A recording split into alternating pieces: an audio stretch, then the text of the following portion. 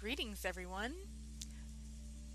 So, lately I've been having to explain many times why Max didn't need her powers, why everything would have been fine if she had never gotten her powers. So, I made a video to help explain why Max didn't need her powers for everything to be okay, how the Bay would have turned out if she had never gotten her powers, which is basically the sacrifice Chloe ending, and why things ended up the way they ended up. So here we go. The best way to explain how everything would have happened without Max's powers is with the sacrifice Chloe ending, because in that instance it treats the game and the ending as if Max had never used her powers and there was no tornado, and in that instance everything turned out just fine.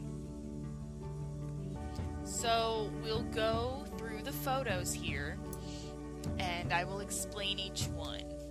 The first photo we see, of course, is the one in the timeline we played through. Chloe lived and left the bathroom, and then Nathan leaves shortly afterwards. But in the ending, Chloe dies, and when the gunshot goes off, David Madsen, who is close by, he comes in and he arrests Nathan, and they find Chloe's body.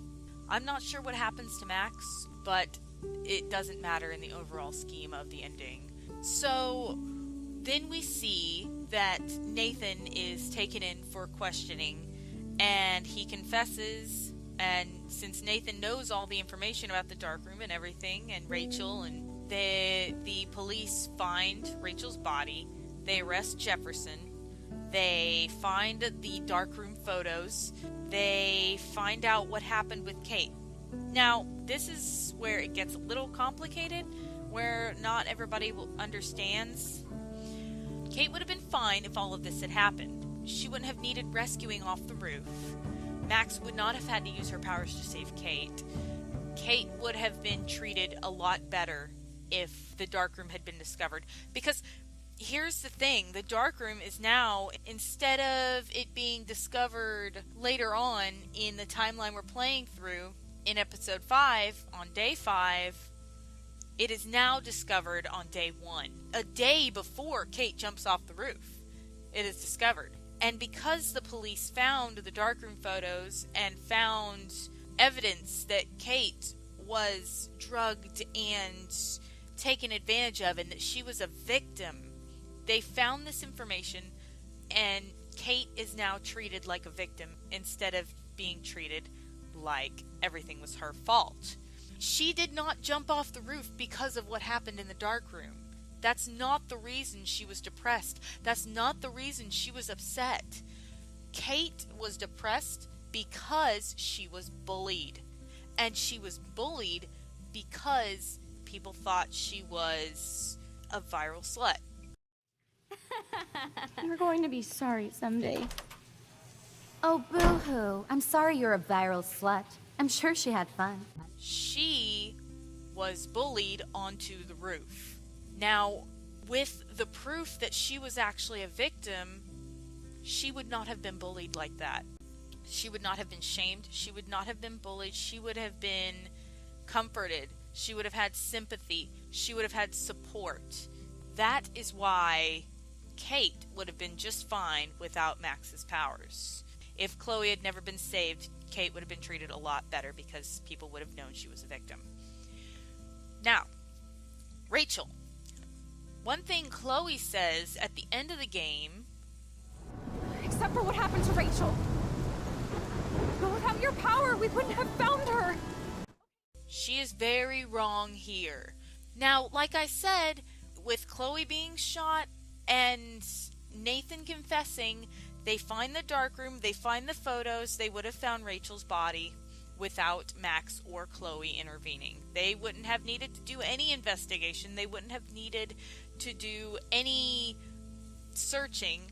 David Madsen was already on top of that. He already knew just about everything. He even knew that the junkyard was dangerous. they would have found out that Rachel was also a victim. They would have found out what happened to her. Nathan confessed to everything. He could have told them where her body was, or they could have deduced it, just like Max and Chloe did. They didn't need Max's powers to find Rachel. And of course, we know that the tornado wouldn't have hit. That's the obvious thing, is the tornado wouldn't have hit if Max hadn't used her powers to save Chloe, and the bay would have been just fine. So everything works itself out. That's why it's the ending. Everything works itself out without Max even intervening, without us intervening. Everything turns out fine, except Chloe. But that's the choice we make at the end. As far as Chloe is concerned, we can see a few pictures relating to her in the ending. Max is upset about it. She's going through old photos. She's talking with Joyce and David. We're not sure about what, but they are mourning together. Chloe has a funeral. So this is kind of how the ending plays out. This is why Max didn't need her powers. By receiving and using her powers, she messed everything up and made everything worse than it originally would have been, aside from saving Chloe. But the only reason I can think of that she got her powers and that might have been a good thing is she got to spend that last week with Chloe. She now has good, fond memories of her best friend. And as a farewell gift to Chloe and herself, by creating this alternate reality to live in for an extra week. Being together this week, it was the best farewell gift I could have hoped for. You're my hero, Max. As far as Chloe's funeral goes, the people who show up are Principal Wells, because Chloe went to Blackwell and she knew the principal, so he came to pay his respects. Max and Warren is there. Now, from episode 2, we know that Warren didn't know Chloe. He didn't know who she was. If you even mention her name, he doesn't know. So he's only there to provide support to Max, which is nice. Kate is there. In episode 1, when we're talking to Chloe on the bench, she mentions that she knew Kate and that Kate was cool. So that's why Kate's there. Of course, Joyce and David are there, but we know why. I mean, that's obvious. The skater boys, Justin and Trevor, are there because they were friends with Chloe.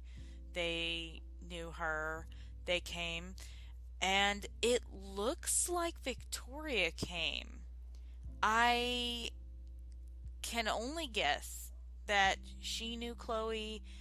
She's not a bad person. She's not evil or anything. You can see her. That's her hair. It looks like her hair. It looks like her face over here. So Victoria came to Chloe's funeral. And so did Dana. Dana is very sweet. Dana loves everybody, and everybody loves Dana. So, of course, Dana's there. And those are the people who were affected the most by Chloe's death. Also, we see Frank shows up. He's not there with the rest of the group, but he is there to pay his respects because he's actually a decent guy. He cared about Chloe. He cared about Rachel. And he's there to pay his respects as well. And of course the butterfly shows up. So, yeah. I hope this video helped you to better understand why things turned out okay, why they turned out the way they did. And I will see you guys next time. Thanks for watching.